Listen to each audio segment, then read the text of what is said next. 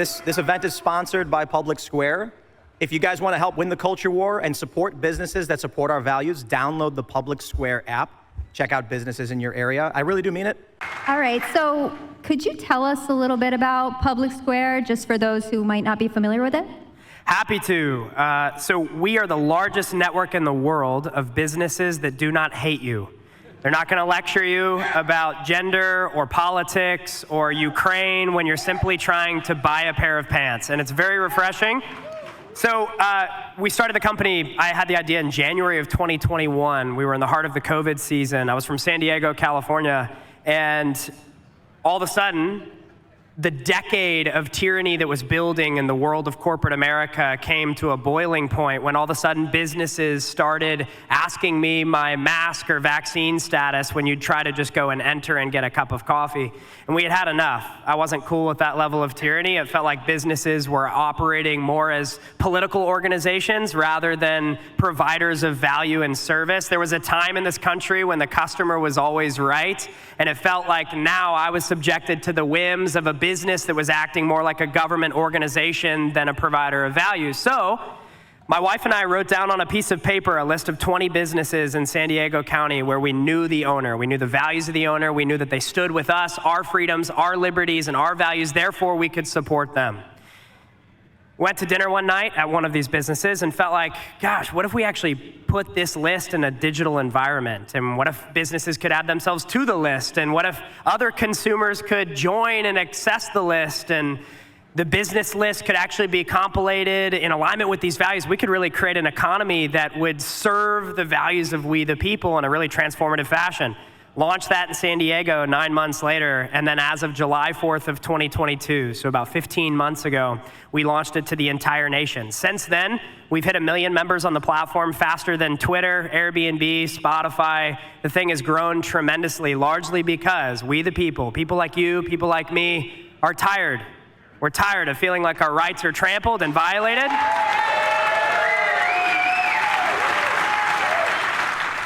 And the dream was, what if we were not just forced and left to boycott, but what if we could actually take the next step and put our money behind the businesses we know we can believe in because they love the country, the Constitution, and the values that it protects. And in the process, we would actually be able to shift the power structures of society back toward we the people through the marketplace. So there's PublicSQ. And all through a conversation with your wife. It's a reason to get married. I love that. Oh yeah, marriage is the best. Highly recommend.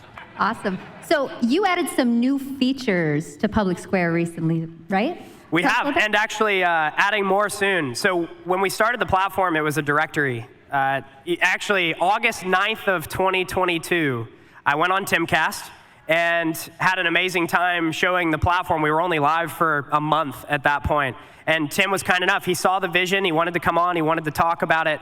And so I joined him and showed the features. And back then, it was very primitive and archaic.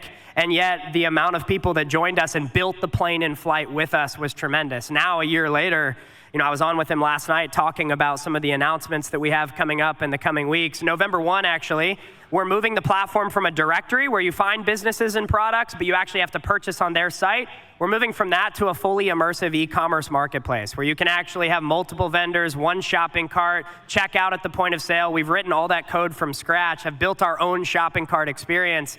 And I'll say this, between a whole new search functionality, right now, when you go to the platform, PublicSQ.com, you have to have an account. You log in, you sign up. That was purposeful in the early days, so we could kind of court early adopters. But now, November 1, we're dropping that account wall, so you can just browse without ever having to sign in or log in. Really exciting.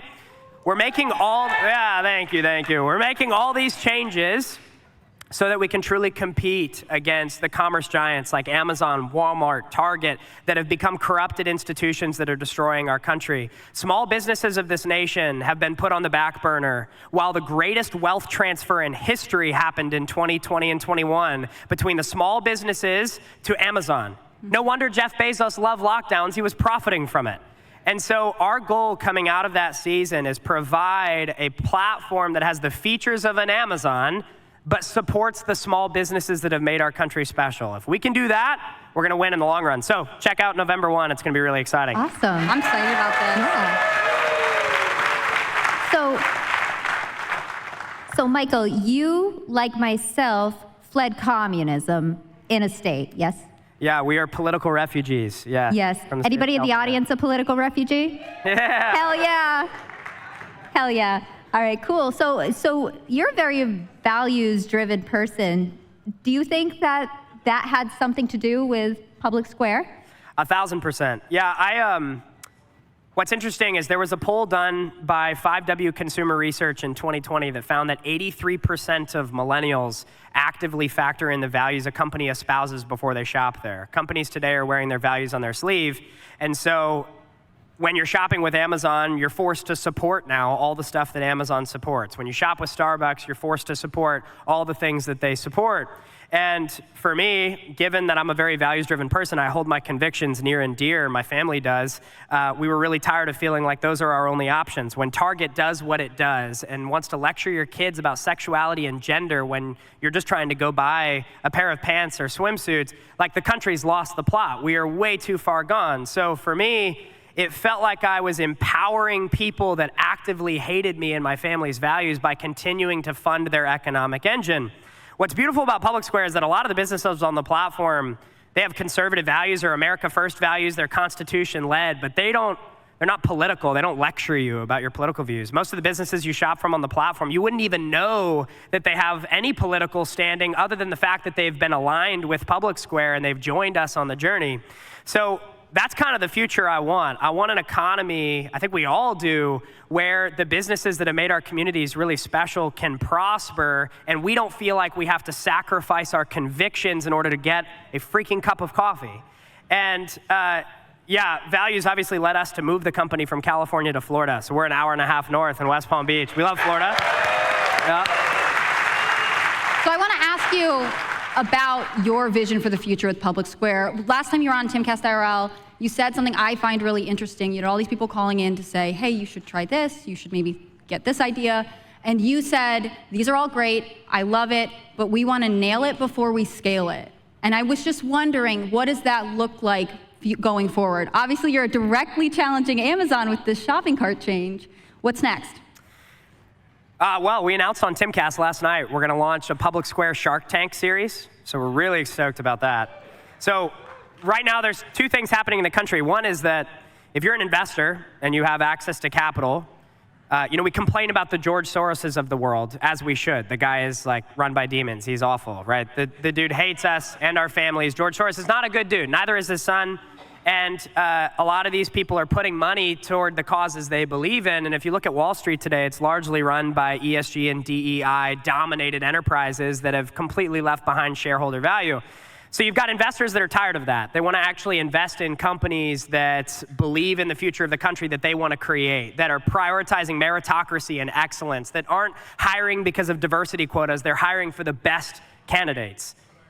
That's what investors are looking for. Then, on the other side of things, you have a group of businesses that are starving for capital. Because if you're a small business in the United States today or a startup with values like ours, Sequoia Capital is not calling you. If you're a small business that would generally rely on private equity to grow, are y'all familiar with Blackstone? You ever heard of Blackstone? So there's BlackRock. BlackRock is on the public equities asset management side, and then you have Blackstone. Blackstone is private equity. So what they'll do is they'll take a beautiful mom and pop, family-owned and operated small business from your hometown, and they'll say, you know what, I'll price you at 1.5 times sales, which screws small businesses. It basically provides no value. All it says is, hey, I'll buy you or take a controlling stake in the company basically for the same amount of money that you'll make this year on your own. But you need capital, I have capital, so now you're subjected to me. They'll take over the business, they'll corrupt the values, and all of a sudden you have an agent of the largest private equity group in the world that has adopted ESG standards. So if you're a small business and you want capital, but you don't want to be taken advantage of, you need to partner with values-aligned investors. So one thing we're doing is working hard at connecting those two entities. We're trying to connect the small businesses that need access to capital, and we're trying to connect the investors that aren't going to try to indoctrinate the small business owners, and instead will celebrate the values that made them so special in the first place. So that's happening. That's really exciting. We're also focusing, well, thank you, very exciting. We're also focusing really heavily on making sure that no matter what you're looking for throughout your day-to-day life, you can find it on Public Square.